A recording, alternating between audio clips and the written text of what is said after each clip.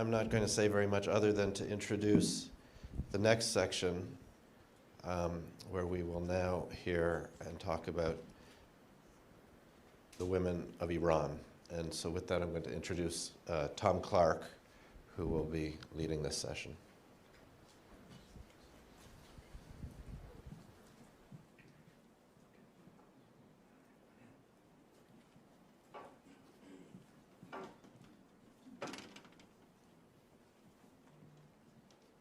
Morning. It's going to be a different way to start a Saturday morning. We have been talking a lot, as we should, about Ukraine and the sacrifices that are being made there. There is, however, as we all know, another issue that is bedeviling world peace and justice right now, and that's happening in Iran. And in a way, you could say we are at an inflection point in history. But let me give you the context for this discussion, first of all. And it's a history that you all know, but on January 8th, 2020, the Iranian guards shot down, in cold blood, flight PS-752. There were 176 people killed instantly when that missile hit that plane. More than half of them were Canadians or Canadian residents. A few hours earlier, the Iranian forces fired a missile against U.S. forces in Iraq, in retaliation for the killing of the bloodthirsty General Qasem Soleimani.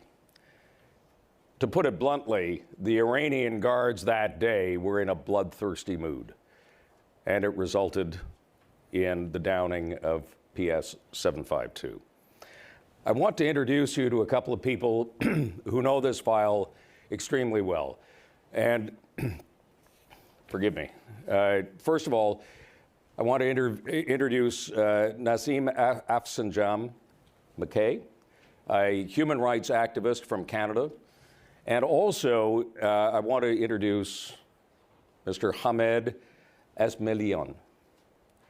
Now, there are two other women who should be here today who are not. One of them is your wife, Parisa, doctor, 42 years old.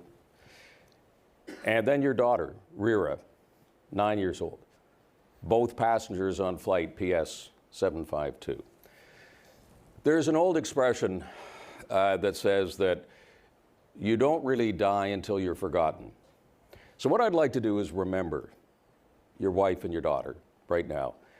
What does everybody here need to know about Parisa and Rira? Thank you, Tom. Yeah, Parisa was a dentist. I'm a dentist too, so we kind of grew up together.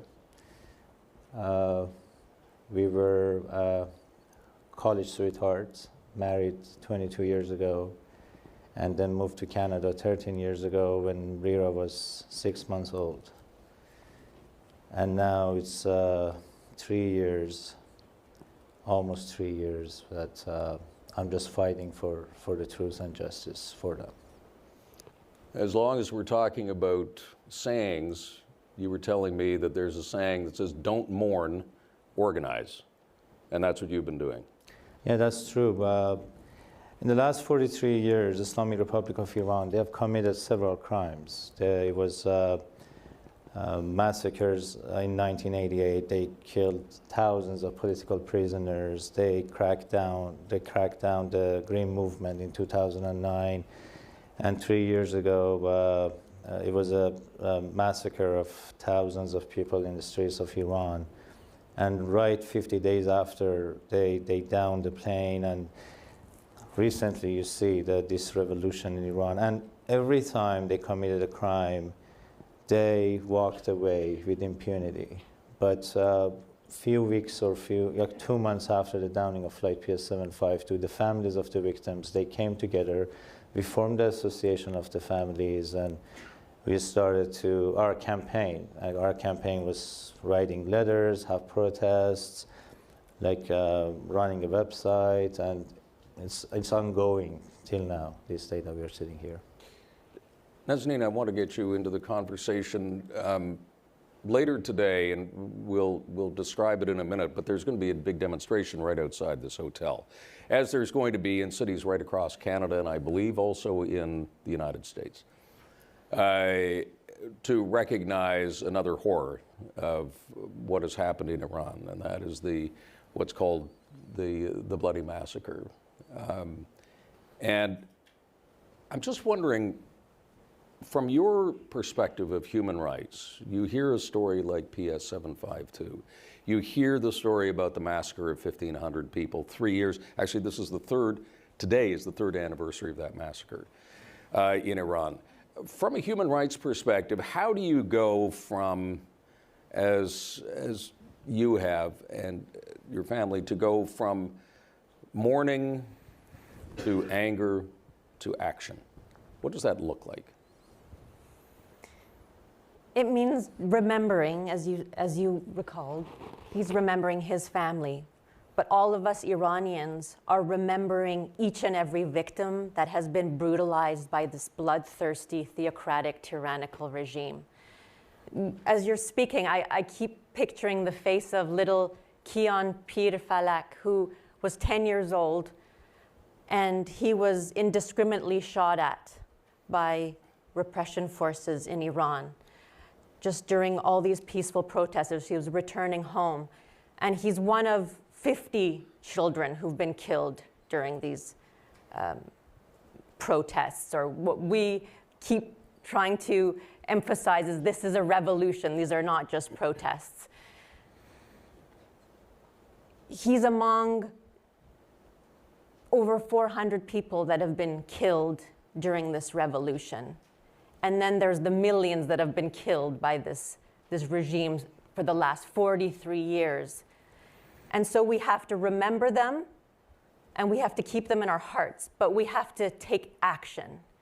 And the international community needs to hear our cries and know that they can make a difference. The people in this room need to know, the policymakers, the politicians, the military personnel, the media.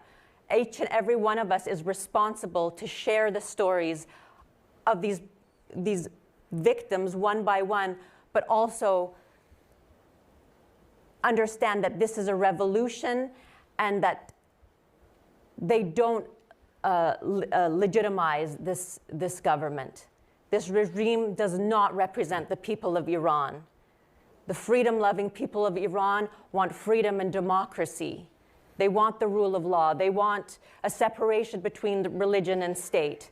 They want a constitution based on the Declaration of Human Rights, things that we enjoy and take for granted here. And they want the world to hear them, and they want us to support them. Do not appease this illegitimate government. Mm-hmm. Do not end your ties with them. You have to start looking at Iran from a new paradigm. Hamed, you've got if you want, you've got to take a more focused view on the question of rights. Because as the representative of the victims of Flight 752, you need justice. But I'm wondering, what does justice look like? Is it a question of money? Is it a question of a grand apology? What is it? Justice, in our view, is that we hear that Flight PS 752 landed in Kiev on January 8, 2020, but it never happens. So in the last 3 years, we witnessed that the 4 affected countries, they tried to kind of bring truth and justice for the families, but because the international community handed over the investigation to the murderers, to the Islamic Republic of Iran, we never got a chance to know what really happened on January 8, 2020.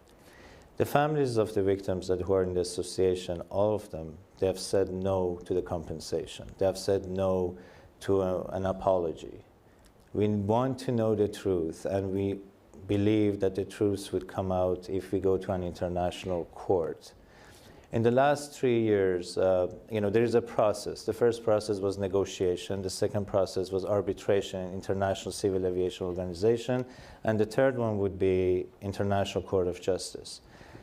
January 5th, 2022, we heard from 4 affected countries, Canada, Ukraine, UK, and Sweden, that the negotiation with Iran doesn't work. So we need to go to the next stage. And so far, we are waiting. But what we want arrest warrants. We want arrest warrant for the Supreme Leader of Islamic Republic of Iran. We want arrest warrant for the officials of the IRGC and the operator who shot down the plane. But we know probably that doesn't happen in International Court of Justice. That's why we submitted a case in International Criminal Court this September, and we asked for the governments to support us, but so far we didn't get the supporting letter from the governments. In the eye of the governments, in my opinion, they look justice as a contract. They want to win the case. But for families of the victims, justice is a process. Justice is a process to stop more crimes to happen.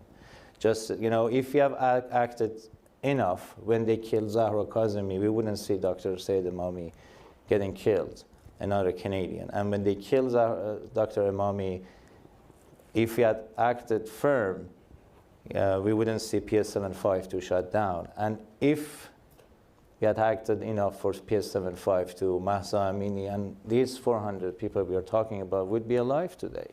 So the governments, they think, okay, take this case and go to the court and win, and that's it. No. What about the truth? We want to know the truth.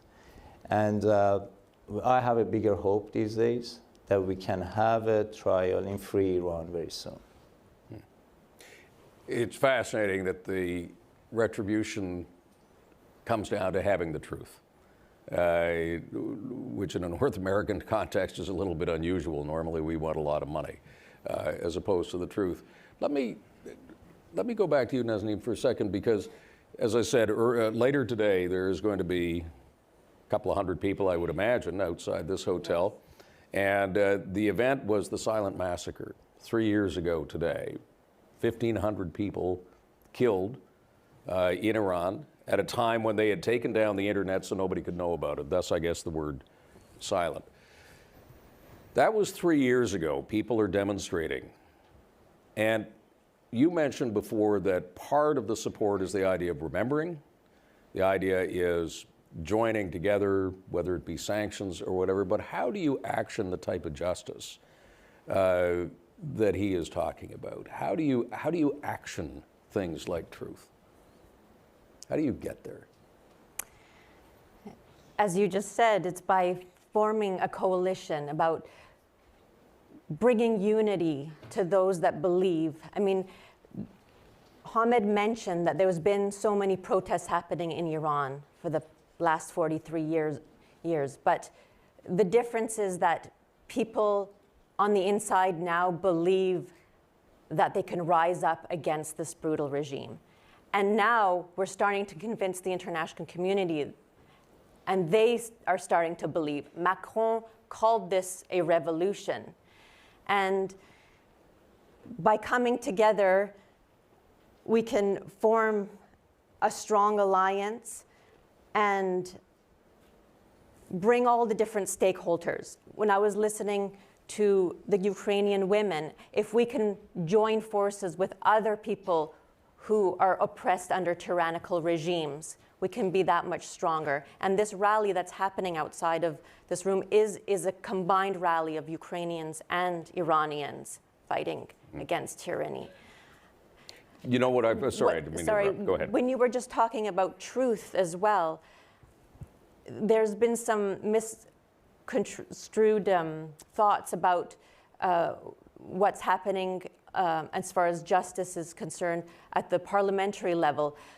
Inside Iran, 227 members of parliament out of 290 called on the judiciary in Iran to sentence those that have been arrested since September 16th to face the death penalty.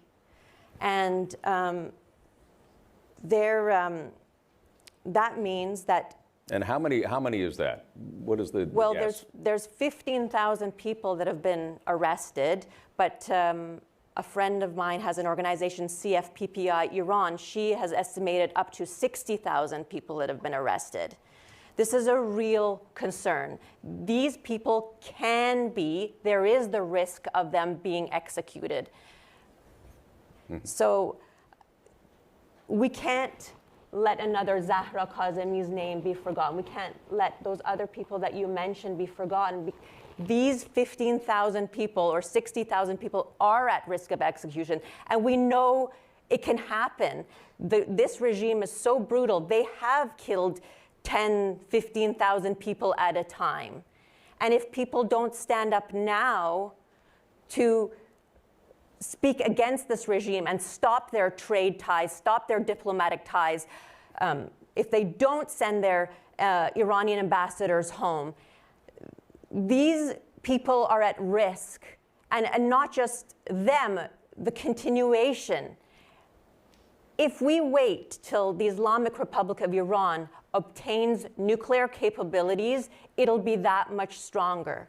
I mean, people have to understand this is in their best interest to support the Iranian people, the freedom-loving Iranian people, because if they don't, all of our security is at risk. What I find so interesting about what's happening in Iran right now and the resistance in Iran is that it is being led as equally by people like you on the outside and by you, but by the women of Iran.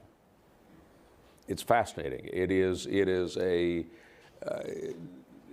so many ways, it makes it unique, but it makes it that much more powerful. We have some time for questions on the floor, so if anybody would like to join in. The only thing is, and I just want to let you know about this, we're doing Iranian resistance in two parts. And so we have limited amounts of time, so I can ask if you do have a question or a comment, please, within 20 seconds, have it done. Yes, sir, right over here. This gentleman here, and then we'll get to you. We got a microphone for you? Good morning, Ayman Hanna from Lebanon. Why is it different this time compared to the previous protests, compared to what happened in Syria? So is the Biden administration and the EU, will they repeat what was done under the Obama administration during the Iran negotiation for the nuclear deal? Is a deal and its implication on the energy sector more important than the values that we were discussing today? Can we have a clear answer? What is the priority today? The nuclear negotiations or responding to the brutality that is happening today on the streets of Tehran and the other cities? Thank you. Do you want to go? For years, they're talking about JCPOA, and when they talk about JCPOA, they put all these bloody files away. What we want, the families of the victims, they want these cases to be looked at first, then get to the negotiations. At this time, actually, we ask all the governments to stop negotiation with Iran. And the difference this time is that there's a big hope. The difference is that this time there is no ideology behind this movement or revolution in Iran. It's woman, life, freedom. It's very progressive in that region. And I think it's going to go to the end. I think, I hear that from people every day. This time there's a big hope, and everybody thinks that this is the end for Islamic regime very soon. What we ask for other governments, the Western governments, is basically to not stand on the way. That's what we ask for. Very quickly, I think there was a, did you want to have a quick comment? We are very tight on time, by the way. Thank you. First of all, my name is Sana Manderlini. I wanted to express my condolences to Mr. Esmaeilion. The issue, this is a really complicated issue because the real question here is we don't want international intervention. No war, no sanctions, no bombs, no all that kind of stuff. But closing embassies, if you close the Iranian embassies here, they will reciprocate by closing the embassies of Germany, France, whoever else is left, which means that there will be no international presence, Western presence, on the ground. Now, some people can say that that doesn't matter. I would say that we don't want to have isolation in this way at the moment. There's always the future where people can close their embassies themselves, But if you exclude and if we end up sending Iranian embassies, Iranian diplomats home now, the Iranians will reciprocate. It seems to me that this is the time to have as much international interaction and using our multilateral spaces and using the diplomatic channels. You don't do diplomacy with your friends. So I'm just curious about what is the strategy of asking for the closure of Iranian embassies, knowing that they will close other embassies and the isolation will actually be fueled. We'll let both of you do it quickly, and then we've got to move on. Iranians inside the country are asking for this. They're asking for the Western nations to expel their Iranian ambassadors and to recall their own. Yes, we could leave a few just for intelligence purposes on the ground in Iran, but if I'm not mistaken, Sanam, is it Sanam? You're from an organization called NIAC. You're not, you were. And NIAC has had the ear of Washington for a long time, and they have been expressing the wrong ideals of the Iranian people to the Obama administration. Obama came out and said he regretted not having intervened. And when I say intervene, I'm not talking about military intervention. We're asking for the international community to support Iranian people.